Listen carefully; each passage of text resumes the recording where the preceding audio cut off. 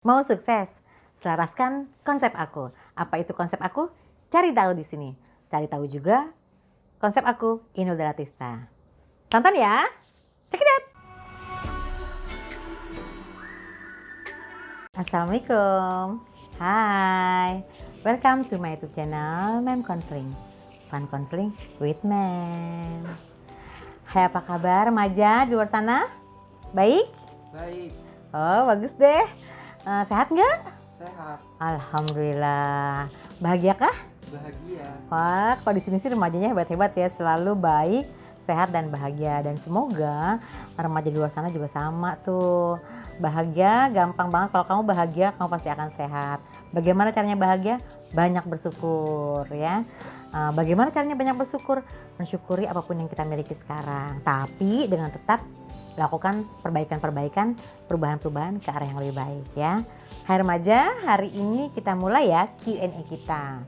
Nah, remaja, ada beberapa pertanyaan yang Mem sendiri tidak jelas maksudnya apa. Tapi dari kebingungan pertanyaan itu, Mem mengambil kesimpulan bahwa remaja-remaja ini sebenarnya mencari identitas diri. Sedang dalam pencarian identitas diri, kemudian bingung mau ke depannya mau jadi apa, kira-kira seperti itu ya. Nah, oleh karena itu hari ini Mem akan memberikan bimbingan mengenai konsep aku gitu ya. Apa itu konsep aku? Ayo kita ikuti ya. Terima kasih buat yang bertanya, karena pertanyaan kamu ini membuat Mem terinspirasi untuk memberikan bimbingan ini. Karena pertanyaan kamu itu mewakili sebagian besar anak-anak remaja di luar sana yang memang sedang dalam pencarian jati diri. Nah, kita mulai pembahasannya.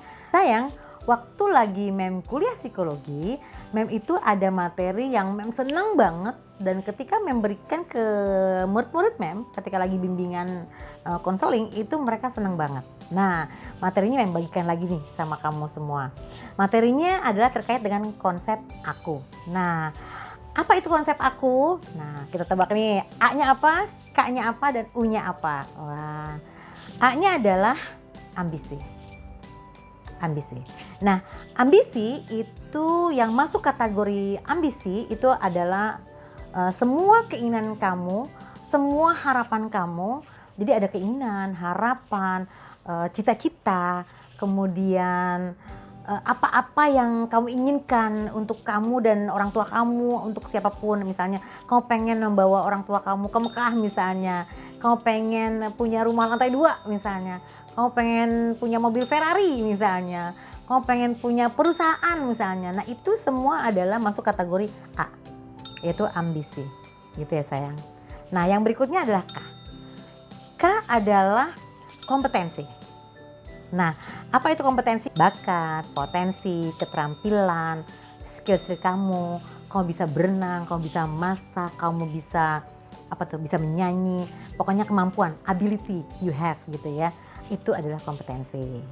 Nah, sekarang yang U-nya. Nah, apa itu U? U-nya adalah usaha. Nah, apa yang masuk kategori usaha?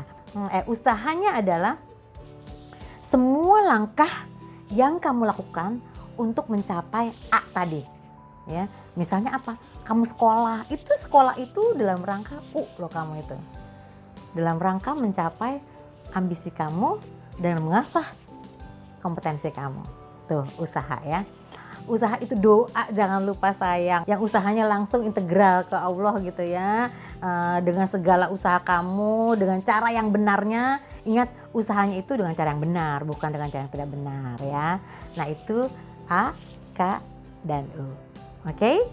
Nah, terus gimana konsepnya itu? Nah, ini nih konsepnya. Konsep aku dari yang A, K, dan U tadi, kita berikan contohnya. Misalnya A-nya adalah ambisinya itu ingin jadi penyanyi. Nah, kenapa Mem contohnya jadi penyanyi? Karena dulu di TV-TV banyak banget tuh ya yang audisi ingin jadi penyanyi. Kalau lagi Indonesian Idol, Voice Indonesia, atau AVI, atau Dangdut yang banyak tuh, itu banyak sekali yang ingin jadi penyanyi. Supaya mudah ya. Nah, sekarang A-nya adalah pengen jadi penyanyi. Ambisi itu harus didukung dengan kompetensi, yaitu K-nya, keterampilan, kemampuan di situ ya. Kemampuan untuk menjadi penyanyi itu apa? Suara yang bagus misalnya.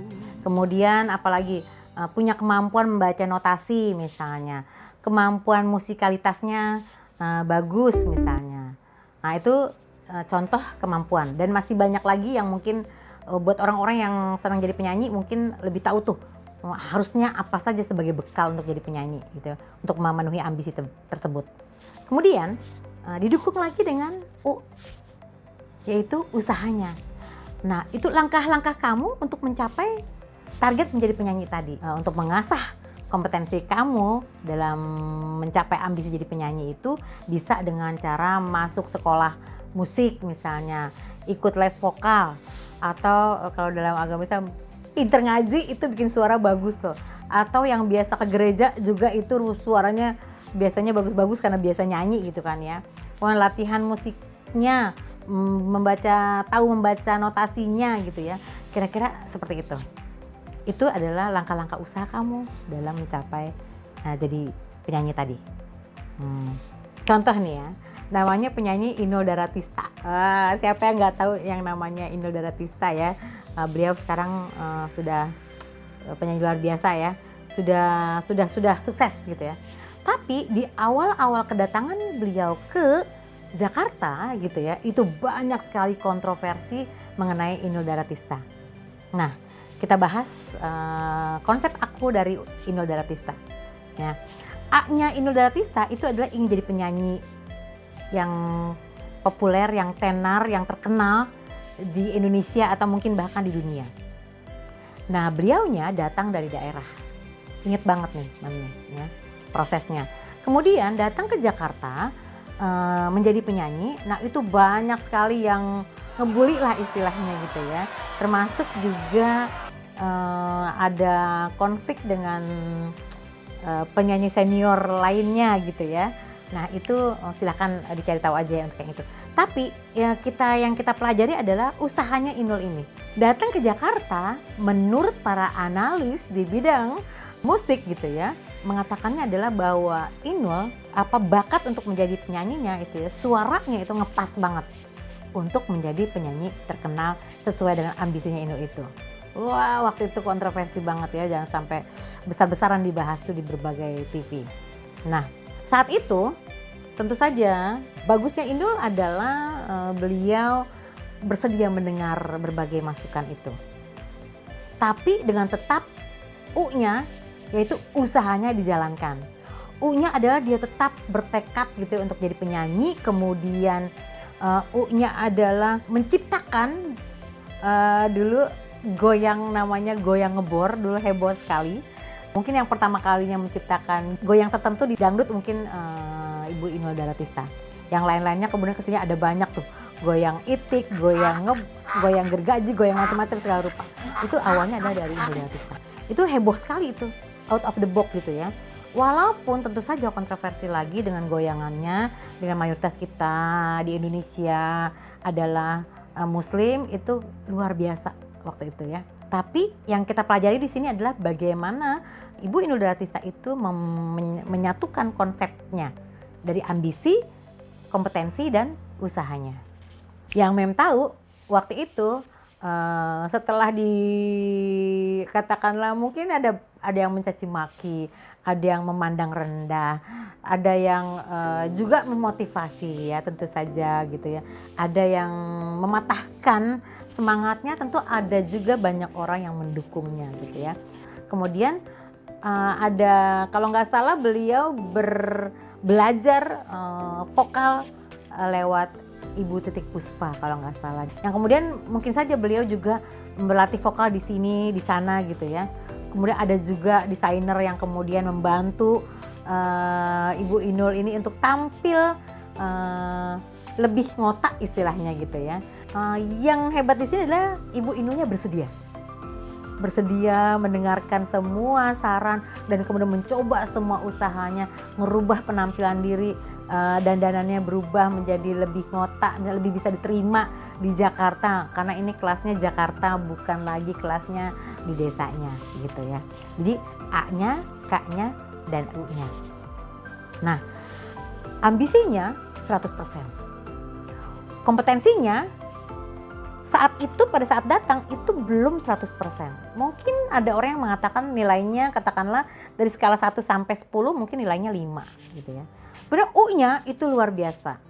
Nah sekarang A-nya adalah 100%, K-nya walau belum mencapai 100%, tapi kalau U-nya 100% ditambah doanya, yakin itu ya, doa dari Mbak Inulnya, Ibu Inulnya, kemudian dari keluarga besarnya gitu ya, itu 100% juga. Maka K yang belum selaras itu ya, diselaraskan sama dia melalui usaha tadi.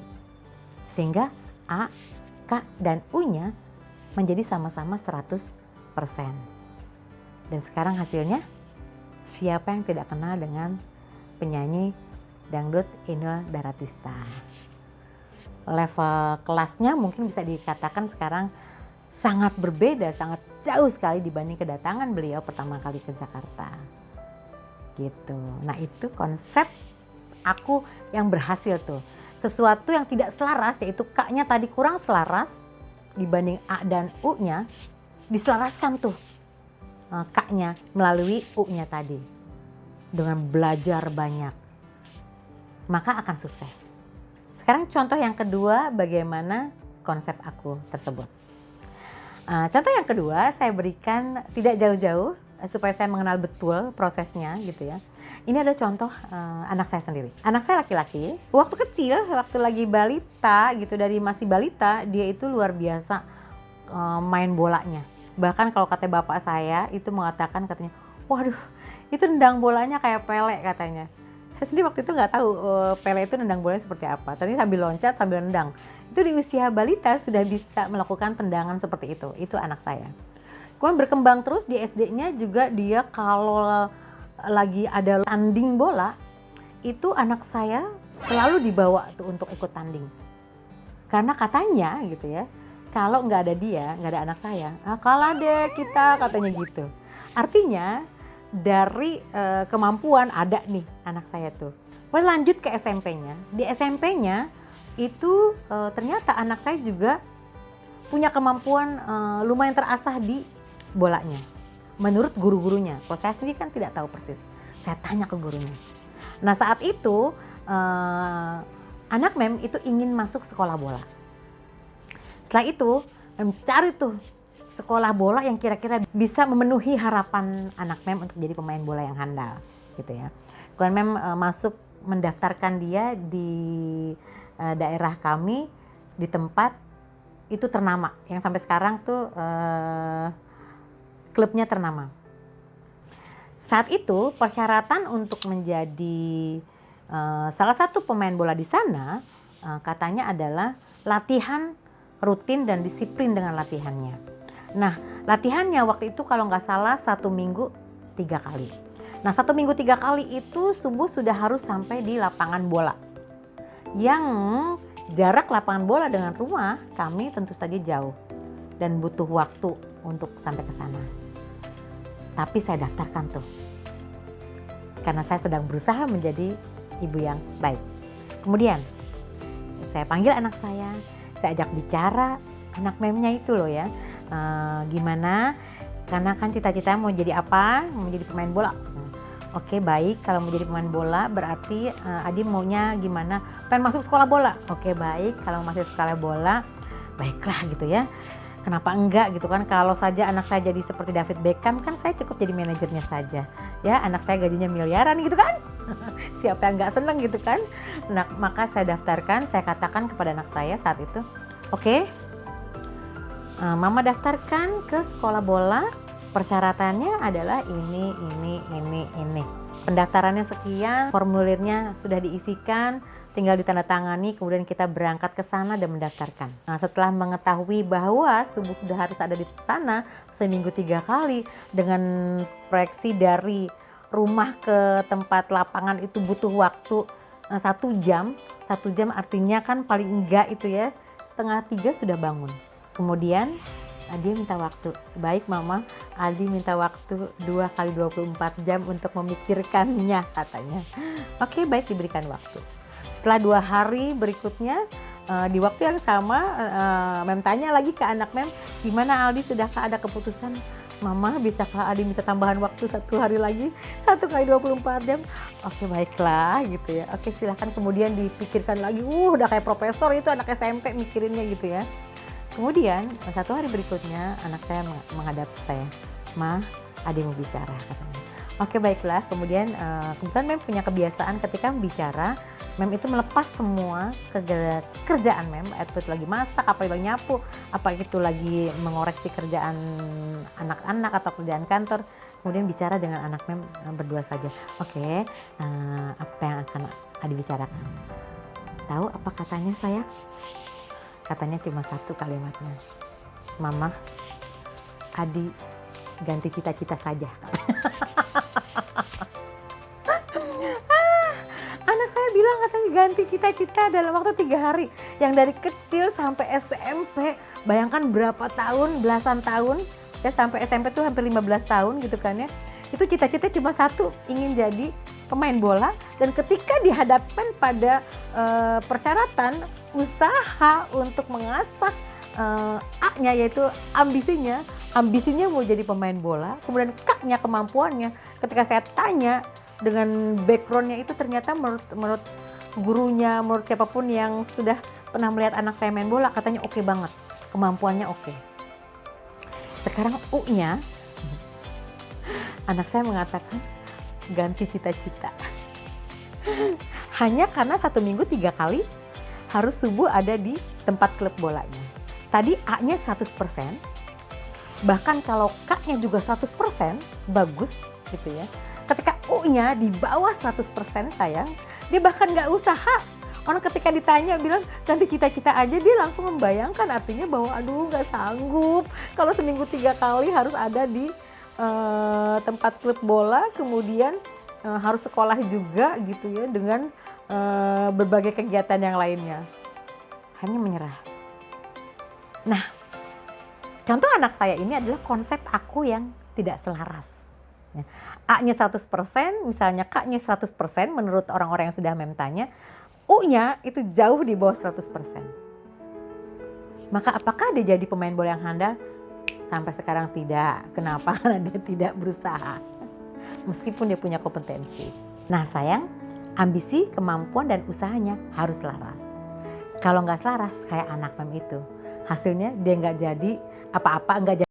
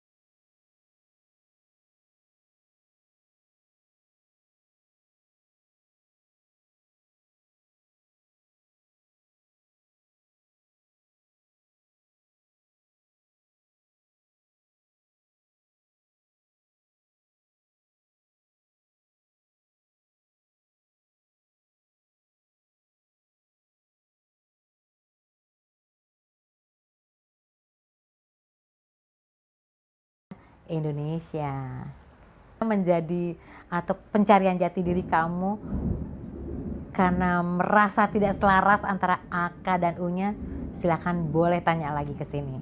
Silakan tanya ke kolom komentar di bawah ini atau ke email kami yaitu funcounseling@gmail.com. gmail.com, atau boleh juga follow atau nanya di IG-nya yaitu @memcounseling.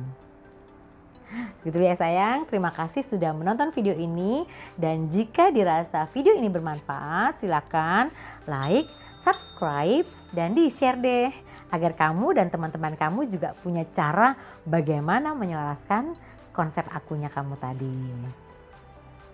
Nah, dalam kesempatan ini Mem juga ingin mengucapkan terima kasih bagi yang sudah menonton video dan sudah like, subscribe, dan share video-video Mem Counseling ya.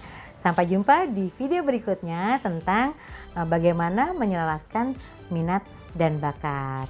Karena mumpung di bulan-bulan di mana akhir tahun kamu butuh pengetahuan dan pemahaman mengenai hal-hal tersebut. Wassalamualaikum, stay positive and have fun ya. Dadah.